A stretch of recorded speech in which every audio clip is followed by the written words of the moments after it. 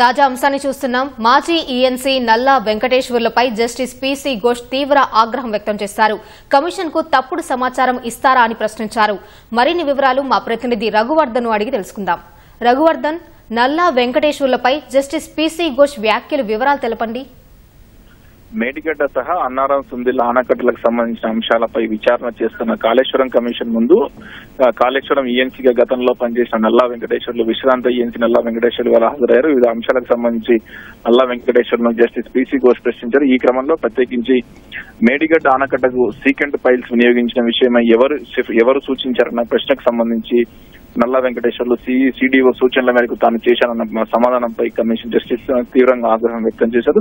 CDO పాత్ర ఏమిటి, కాళేశ్వరం పాత్ర ఏమిటి అన్న ప్రశ్నలు అడుగుతూ ఈ సమయంలోనే కమిషన్ ను తప్పుదోవ పట్టించే ప్రయత్నం చేయవద్దని, అయోమయంలో ఉండి కమిషన్ ను కూడా అయోమయానికి గురి చేయవద్దంటూ జస్టిస్ పీసీ ఘోష్ ఘాటుగా స్పందించారు.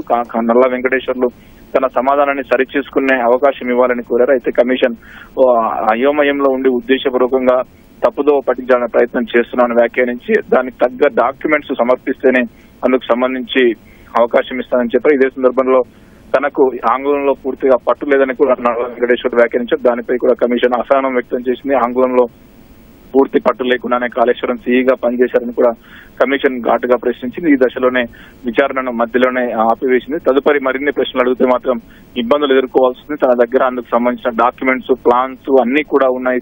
సిడిఓకి సంబంధించి అన్ని కూడా ఉన్నాయి. తప్పుదోవ పట్టించే ప్రయత్నం చేయవద్దని సుతిమెత్తగా హెచ్చరించిన జస్టిస్ పీసీ ఘోష్ మళ్లీ విచారణ తదుపరి చేపడుతున్న పిలిచినప్పుడు రావాలని, అవసరమైన డాక్యుమెంట్స్ ని కూడా కమిషన్ కు సమర్పించాలని ఆదేశించారు. నీలిమ, ధన్యవాదాలు రఘువర్ధన్.